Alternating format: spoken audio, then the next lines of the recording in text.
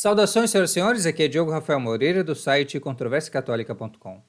Em primeiro lugar, muito obrigado a todas as pessoas que têm rezado por nós e que de muitas formas se têm solidarizado em face dos novos desafios dessa nova fase em que entramos com os gêmeos aqui em casa, junto com a nossa querida Maria Gertrudes.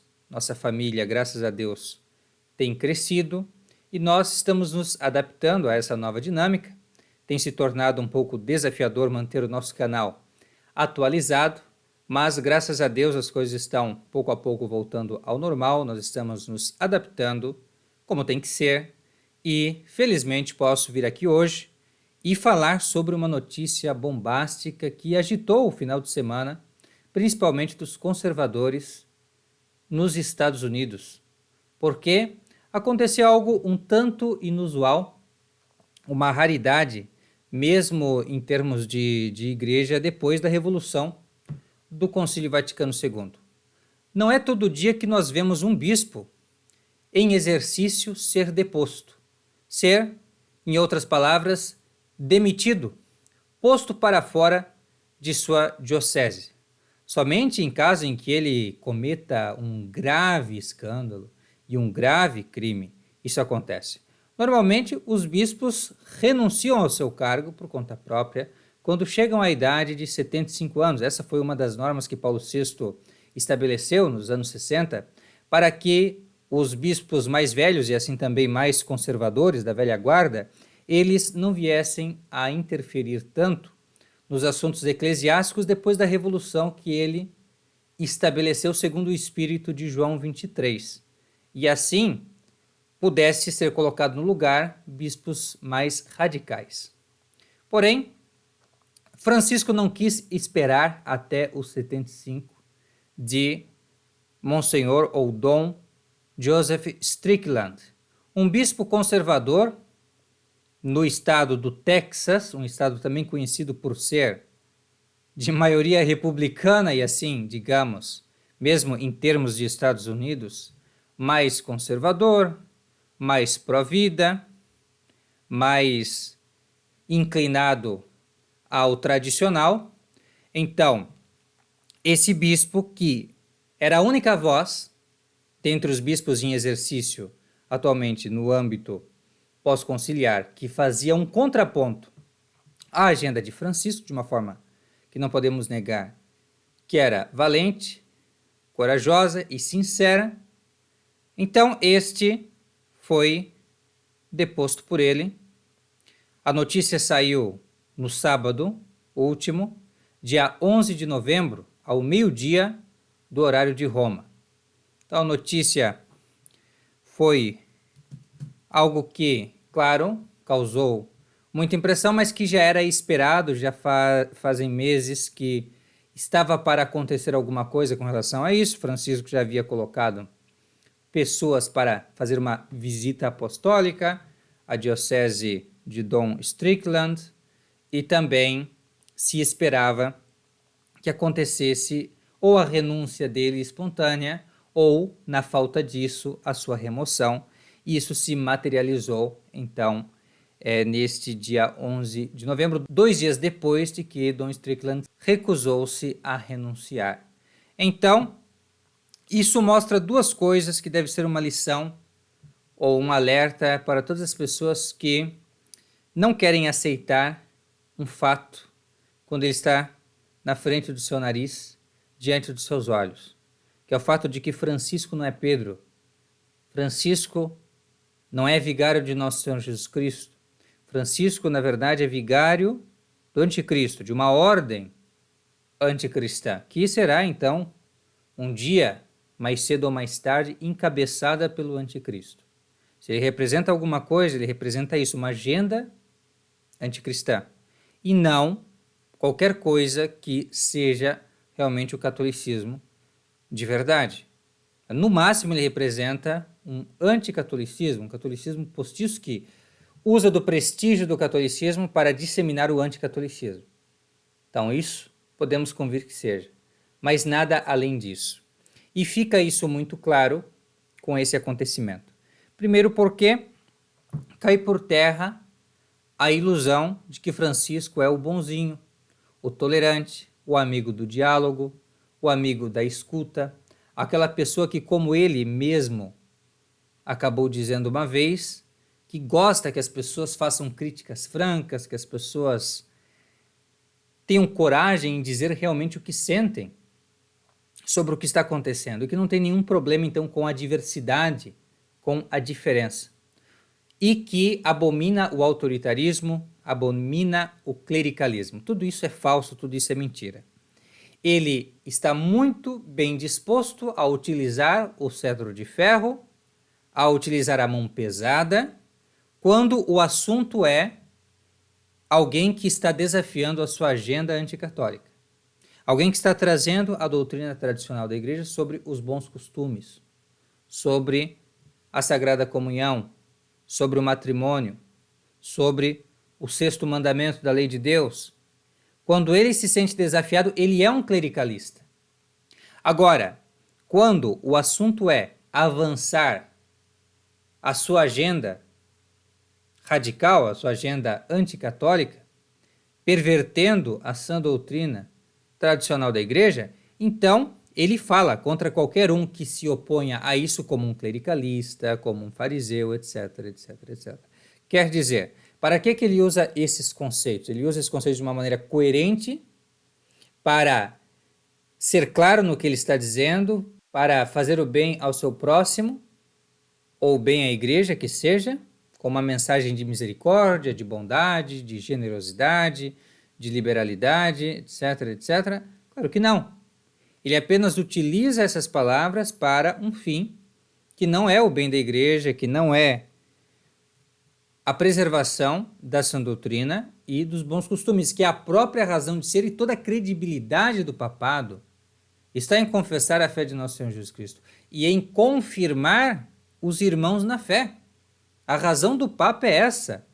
Então, se nós temos uma pessoa que se diz Papa, que não faz essas coisas, sendo que nosso Senhor Jesus Cristo rezou por Pedro para que ele fizesse, quer dizer, se não funciona, o que tem que funcionar por sua própria natureza, compreendem? Então, realmente nós podemos inferir que aquilo ali não é Pedro. Então, já é um alerta para as pessoas que caem nessa ilusão de que Francisco é Papa. Que é uma coisa que os fatos, a divina providência vem mostrando pelos fatos para essas pessoas, como este aqui, esse escândalo, que não é verdade. Francisco não é um verdadeiro Papa.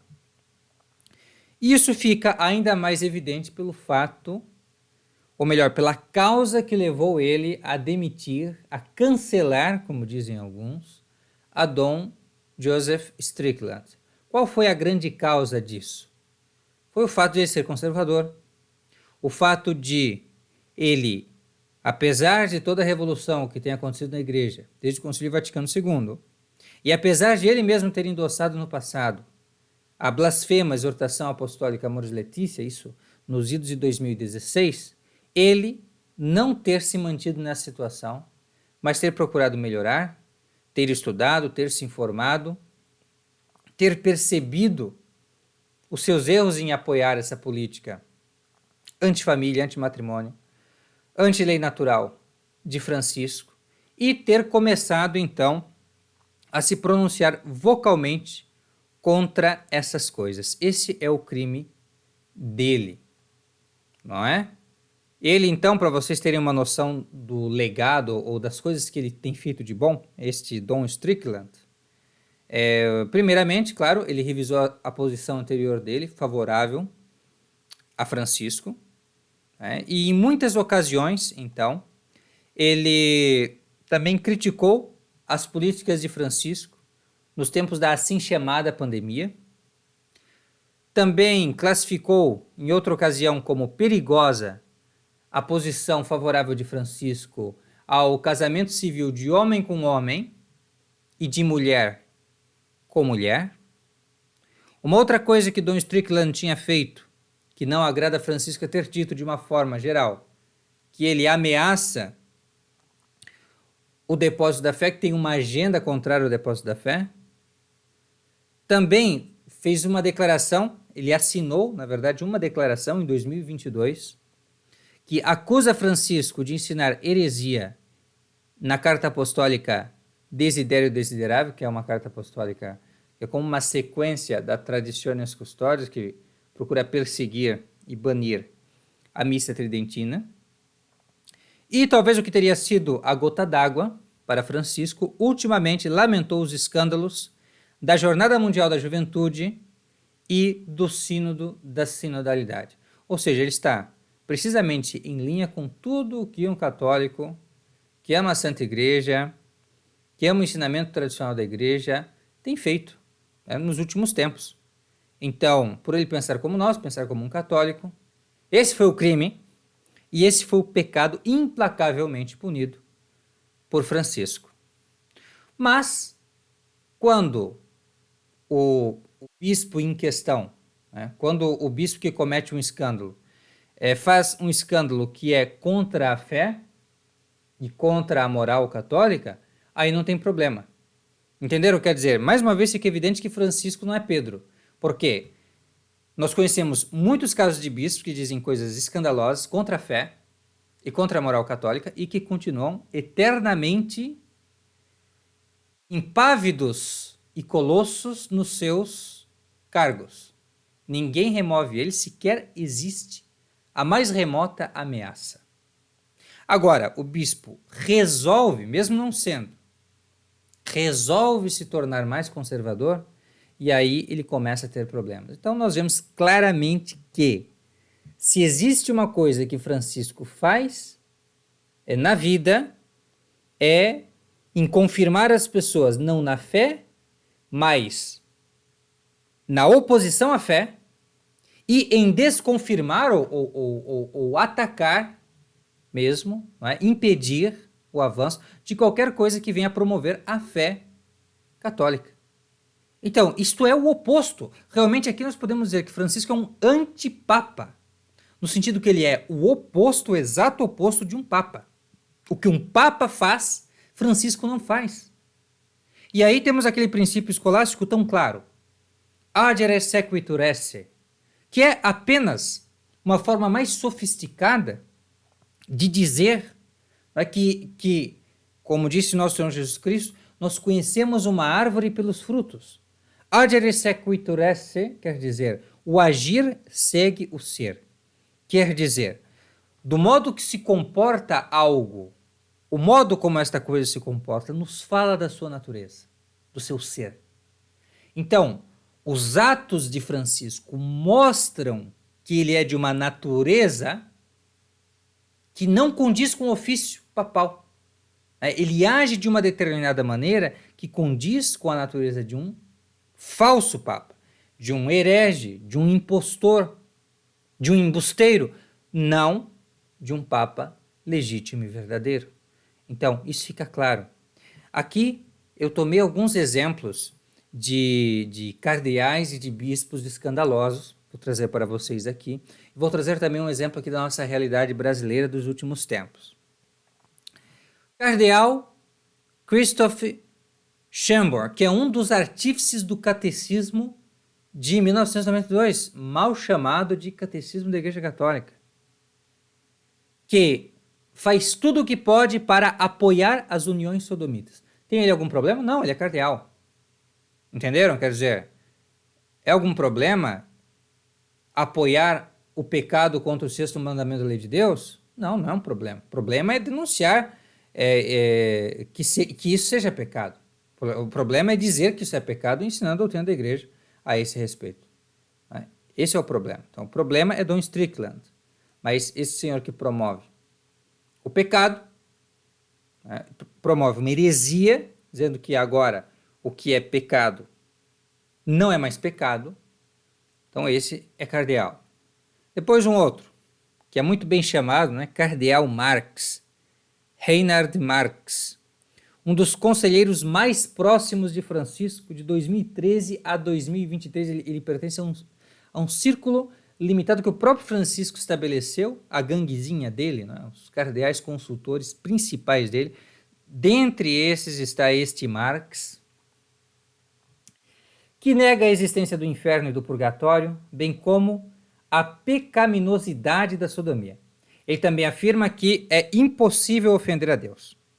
Em março deste ano, abriu uma exposição de arte lasciva e sacrílega em sua arquidiocese de Munique, chamada Damned Lust, luxúria danada, literalmente, traduzindo. Então, esse é mais um. Don Strickland, que é o problema, porque ele defende a doutrina tradicional da igreja sobre o matrimônio, sobre a família, sobre o sexto mandamento da lei de Deus e alguns outros assuntos. Agora, uma pessoa que nega vários artigos da fé católica é o cardeal, um dos mais importantes e talvez um papável potencial sucessor de Bergoglio no Vaticano. Bispo John Stowey, que é um grande promotor do orgulho sodomita na sua diocese e permite que uma igreja debaixo do seu nariz blasfeme a Santíssima Virgem Maria como mãe do orgulho. Bispo Franz Josef Overbeck, que afirmou que Deus está presente em relacionamentos sodomitas. Bispo Franz Josef Bode, que permitiu que artistas quase inteiramente nus profanassem o santuário de sua catedral diocesana com uma dança sagrada, entre aspas, pervertida. Bispo Georgi Batzing, que acredita que o adultério e a sodomia não são pecaminosos e quer que o catecismo seja alterado para refletir isso. Nenhum deles foi punido, jamais, na verdade. Muitos desses aí, grande parte alemães, são queridos por Francisco e promovidos por ele. Só apenas alguns exemplos. Aqui no Brasil nós podemos citar o caso de Dom Odilo, o caso dele que perseguiu recentemente o padre Fábio Fernandes por ter cometido o pecado de celebrar a missa tridentina. Então esse é o problema. Mas, ao mesmo tempo, o mesmo Dom Odilo defende o padre Júlio Lancelotti, que, por sua vez, diz que a sodomia não é pecado, dentre outras coisas, porque ele é um seguidor integral da teologia da libertação. Então, só aquilo ali já é um conjunto de heresias. E ele adere à teologia da libertação 1.0, 2.0, 3.0, todas as versões da teologia da libertação. Então, no seu aspecto comunista, no seu aspecto agora ecológico, no seu aspecto também sodomita, dentre outros. Então, um completo subversor da doutrina católica tradicional, que se orgulha disso, inclusive, é defendido por Dom Odilo. Agora, um padre que quer ser tradicional, esse aí é o problema, na verdade, ele é o rebelde. Compreende? Então, hoje em dia, ser tradicional é ser o rebelde, e ser o rebelde, que coisa, é ser o obediente, é ser o bem comportado, o tradicional, etc. É a verdadeira inversão dos valores o que nós testemunhamos hoje em dia. Ora, agora vamos a um raciocínio simples, que isso é para que todos percebam o que realmente está acontecendo. Se nós, vamos pensar aqui como adultos responsáveis, no mínimo, se somos casados, temos filhos, pela educação dos nossos filhos e, se não somos casados, pela salvação da nossa alma de uma forma geral. Então, se nós não ousaríamos confiar a educação dos nossos filhos a estes senhores pervertidos, se nós não deixaríamos que eles ensinassem catecismo aos nossos filhos, se eu não permitiria que Francisco ensinasse catecismo aos meus filhos, porque eu sei que ele vai ensinar coisas erradas ali, coisas contrárias à fé, coisas contrárias à moral, que é muito grave, porque aí envolve pecado, envolve transgressão da lei de Deus, envolve inferno como punição por isso, não é? Então, se nós não temos essa confiança, de seguir o que eles dizem, fazer o que eles mandam fazer, em matéria de fé, em matéria de costumes, porque entendemos que isto é um perigo para a salvação da nossa alma. Como que nós podemos admitir que essas pessoas sejam mestres em matéria de religião? Porque é isso que nós dizemos quando dizemos que eles são papa, bispo, padre, porque é isso que são, principalmente, o Papa e os bispos são os mestres em matéria de fé católica. Compreendem? Então, quando é claro, é evidente para nós, pela nossa própria ação em face deles, que nós estamos diante de hereges, como é que nós podemos dizer que nós não sabemos ou que vamos esperar, não sei se eles realmente são hereges? Está claro que eles são hereges. Os fatos falam que eles são hereges. E aqui eu termino esse nosso breve vídeo com uma história que me contaram uma vez, e eu vou contar como eu a ouvi, apenas pela lição da história, está bem? Os detalhes podem variar, e eu transmitirei o que eu recebi. Então, contaram-me uma vez que um padre tinha acontecido na cidade dele, né? Uma enchente muito grande, como é comum acontecer aqui em Santa Catarina, vez por outra, né? Até saíram algumas notícias, as pessoas achavam que eu estava debaixo d'água já, né? Mas graças a Deus estamos bem, embora tenhamos que admitir que essa é uma situação, principalmente da parte das pessoas que moram próximo do rio, pessoas que moram mais perto do centro da cidade, então existe esse risco das enchentes. E isso é uma realidade para os párocos, em geral, das matrizes. E assim conta-se na história que um pároco, então, de uma matriz, provavelmente vivendo perto de um rio, um dia enfrentou essa realidade da enchente, estava ele, então, numa parte alta de fora da igreja, e esperando que Deus viesse, Nosso Senhor Jesus Cristo viesse lhe salvar dessa enchente. Mas Nosso Senhor não vinha. Ao contrário, vinham pessoas pedindo para o padre, insistentemente, que ele entrasse ali na embarcação deles para que pudesse se salvar e não ser afogado. No entanto, o padre recusava, dizendo que ele esperava a intervenção direta de Deus. E ocorre que ele acaba sendo afogado, acaba morrendo, e diante de Nosso Senhor Jesus Cristo ele questiona por que Deus não veio salvar, sendo que é isso que ele esperava. E ocorre que Nosso Senhor disse, eu vim várias vezes até o Senhor por meio das pessoas que pediam para o Senhor entrar na embarcação, e assim que eu iria lhe salvar. E essa é a forma ordinária com que Deus nos salva, ou seja, por meio dos fatos, por meio de instrumentos, não de uma maneira direta, somente em casos muito excepcionais, que nós não devemos esperar que seja o nosso caso. Então, não teremos uma revelação de que Francisco é um falso papa, compreendem? Mas os fatos nos mostram que ele não é um verdadeiro papa. A realidade nos mostra. E nós não podemos dizer diante de Nosso Senhor Jesus Cristo que nós não sabíamos ou nós não fomos avisados, quando o nosso próprio comportamento denota que nós já sabemos o que está acontecendo, afinal de contas. Está bem? Então, que isto sirva de lição a todos nós. Muito obrigado pela vossa atenção. Fique com Deus e até a próxima. Tchau, tchau.